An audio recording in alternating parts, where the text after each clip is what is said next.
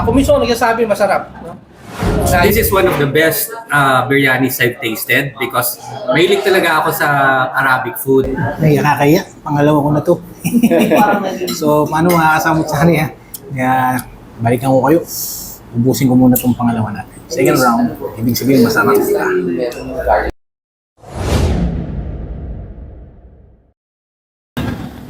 Welcome back to another episode. Mashallah, tabarakallah mga kasamot sari. Siyempre, katatapos lang natin na i-upload yung video na ginawa natin sa review ng ating OSEC S60. Now, siyempre, dahil may bagong restaurant tayong pupuntahan. Dito lamang sa may Project 8. Actually, sa panahon natin ngayon, usong-uso, palasak yung mga biryani. Kung saan-saan lugar ka makakita ngayon ng mga pagkaing biryani at Arabian food. So, ano pang hinihintay natin? Puntahan natin mga kasamot sari. Samahan niyo ako ha.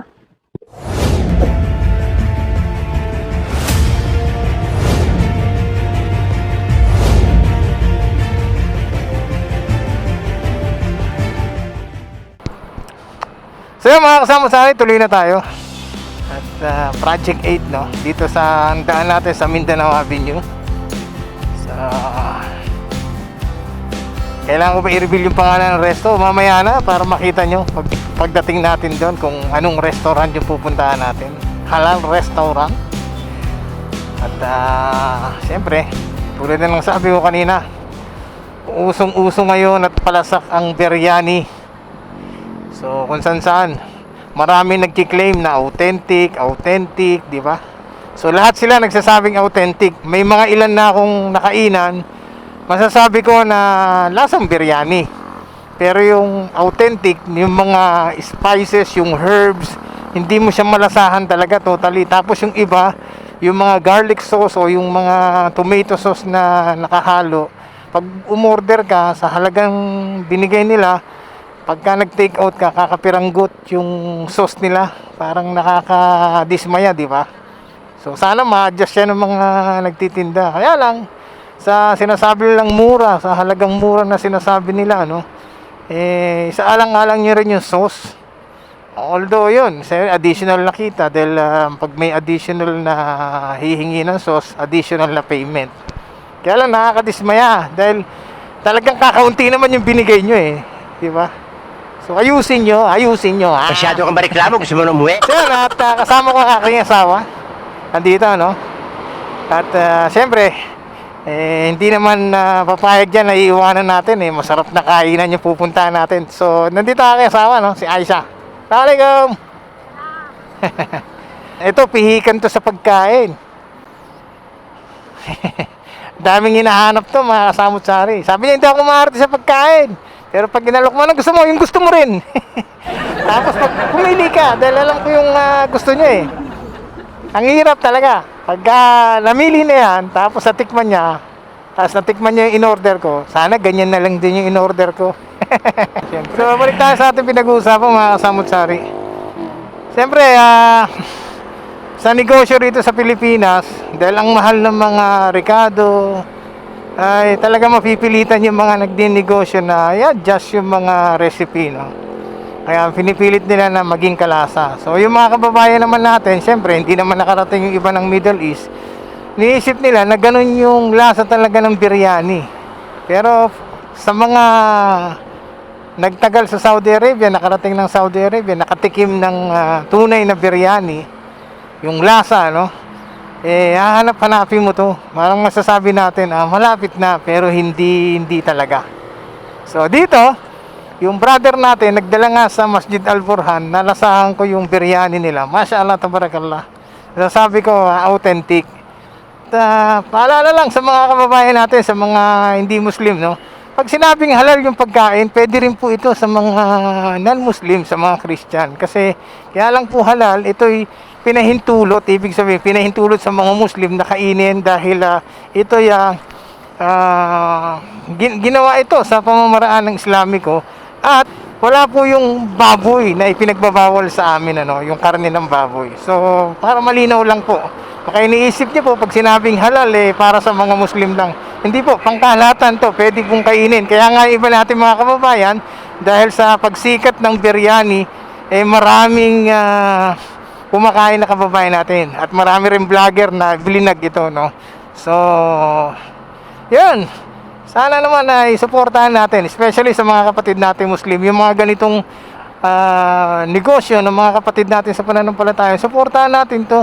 Kasi ang hirap tayong makahanap ng kainan na talagang masasabi natin halal. Merong mga kainan na nakakainan ng iba natin mga kapatid ay nagiging sabi halal friendly lang, parang pwede na kasi walang pork.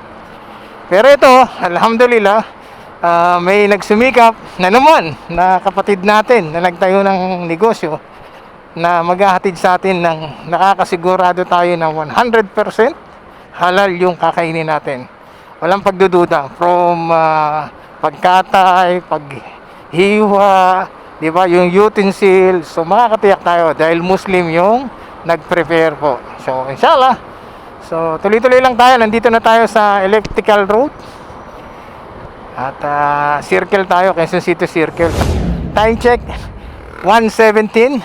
So late na tayo magla-lunch, no, dahil ang opening nila is 11 AM. Kaya lang medyo nagsarado tayo ng tindahan ko para lang mapuntahan to, no? Dito na tayo sa Visayas Avenue, mga kasamot sari. So tuloy-tuloy lang tayo. Huwag kayo mainip, samahan nyo kami hanggang dulo. Tapusin nyo po yung video para naman ay malaman nyo kung gaano kasarap o masarap nga ba yung mga pagkain na iaahin ng ating pupuntang restaurant, no? Allahu Akbar. Pasok, kuya. Duman tayo sa Visayas Avenue, tapos ngayon kakanan tayo ngayon dito sa Mindanao Avenue, no, mga kasamot sari. So medyo malapit-lapit na tayo. Hindi ko na pinahaba yung video kasi mahirap, no, mahabang pasakalye natin. Pero ngayon dito na tayo sa Mindanao Avenue, 134 Mindanao Avenue. So hahanapin na natin yung restaurant. Allahu Akbar. Tsaka lang makita natin kagad.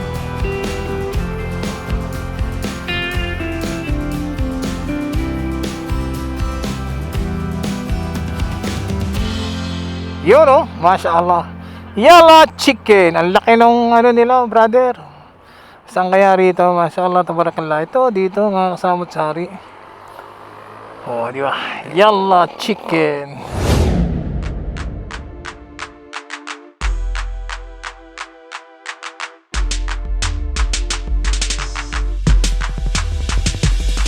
Pasok na tayo mga kasamot sari.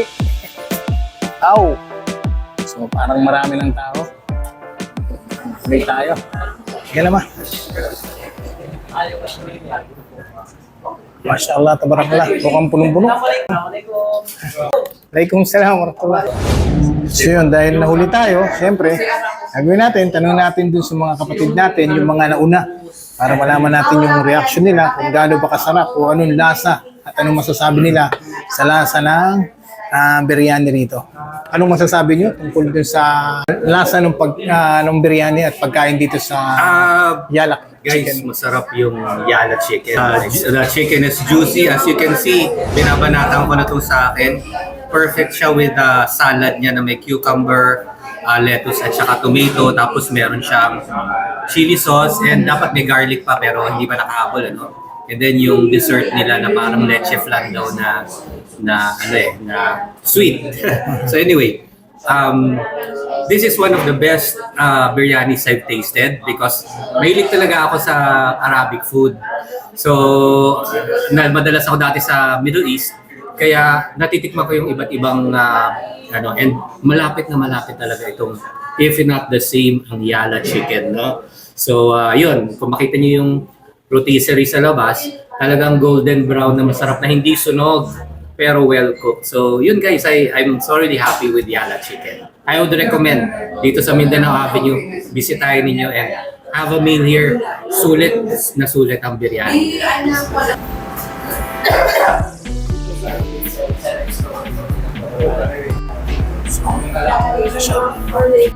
Kuha na tayo.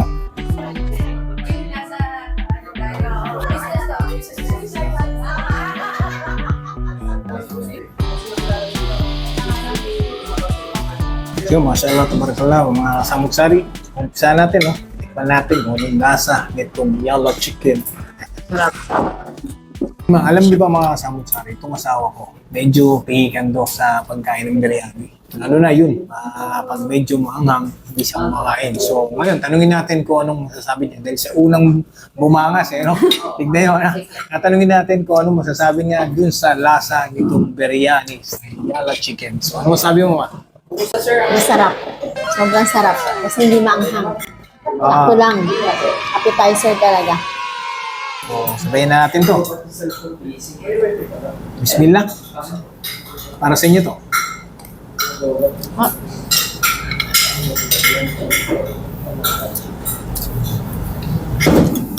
Kasi yung lasa ng chicken nanunuot talaga. So, sabi yung misis ko, ang lasa daw ng chicken ay nanunuot talaga. So, tikman natin. Ano?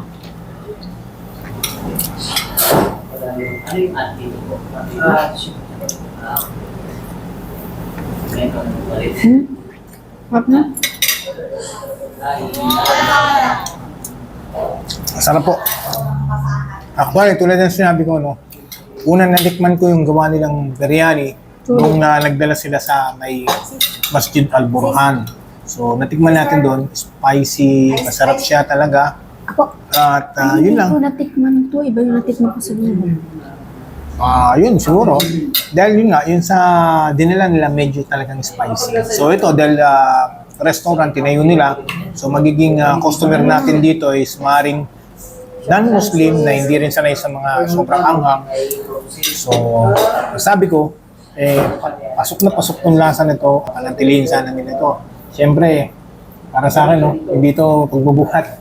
Isa sa mga the best na natikman kong biryani ngayon, no, sa umuusad na industriya ng biryani dito sa Pilipinas. Kung saan ka makakita ngayon ng biryani chicken, biryani rice. So, subukan nyo rin dito sa Yala Chicken para masabi nyo kung sino yung mas masarap.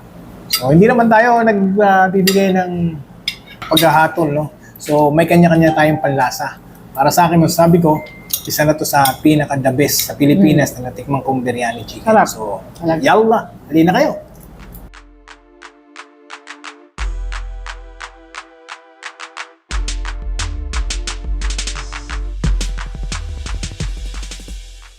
Tanong ko lang kung ano masasabi nyo rito sa panlasa nyo dito sa Yala Chicken. Uy, assalamualaikum din. Masarap. Very professional pagkaluto. Saka yung ano niya, kapsa or yung biryani rice, hindi mahapdisat yan. Kaya punta na po kayo. No? Ako mismo nagsasabi masarap. No? Hindi po kayo mapapahiya. And yung mga condiments or yung mga hinahain nila, talagang halal. So, ayun po. No? Inshallah, magkita-kita po tayo dito sa Yala Chicken. Mashallah, tabarakallah. Total, dahil usapang halal na rin lang naman ang tinungo natin dito. Nagpunta tayo sa Yala Chicken. So, nandito ating kapatid para mas maipaliwanag sa inyo kung ano yung meron sa Alsuk. So, brother. Assalamualaikum po sa mga kapatiran natin. Nahihirapan po maghanap ng mga halal restaurant or halal friendly. Dito lang po sa Zouk. Downloadable po siya sa Play Store and iOS. Makikita niyo po lahat ng halal na pinapangarap niyong makainan. Na kahit nasa bahay lang kayo is magagawa niyong maka-order through Zouk. So, ang kinagandahan po nito sa ibang platform is mas magiging magiging aware tayo na maiiwas sa contamination yung mga pagkain. Hindi katulad sa ibang platform is bahala na lang as long na naibigay nila sa customer yung mga order nila. Sa'yo, halimbawa, yung nagdi-deliver, kung ano-ano yung mga masabay na pagkain doon, maaaring malagyan ng hindi maganda. Hindi ko masabi hindi maganda. Pagkain na hindi naman talaga pwede sa ating mga Muslim. Ngayon, kaya halal Kasi ang halal ibig sabihin, nandun yung pagiging pureness. So, kailangan napakalinis talaga. So yun, mga kasama at dito lang. At pwede nyong pakinabangan to, lalo-lalo na sa mga kapatid natin talagang mapelan at pinapahalagan yung kanilang pananampalataya para kay Allah subhanahu wa ta'ala. So kumain tayo ng halal. So, ibig sabihin, pag halal hanap mo, pag deliver pa lang, alsuk muna. Ah. Ay, nakakaya. Pangalawa ko na to. So, paano makakasamot sa kanya? Kaya, balikan ko kayo. Ubusin ko muna itong pangalawa natin. Second round, ibig sabihin masarap. Tabarakallah. So, meron din surprise. Siyempre, pag merong isang magandang lugar na pupuntahan, siyempre, dapat may isang magandang guest. No? Ayun, no? Hindi dito. Ustad, mashallah. Balay ko. Mashallah. Assalamualaikum. Isang asawa lang. Ano yung bebe ko? Pwede ba isama? Hanggang nga po, siyempre, pag yun, nandito sa Yala Hello, Chicken. chicken! Rakban. Mamalayali ka. So yun, pag gwapo, Yellow chicken! yun.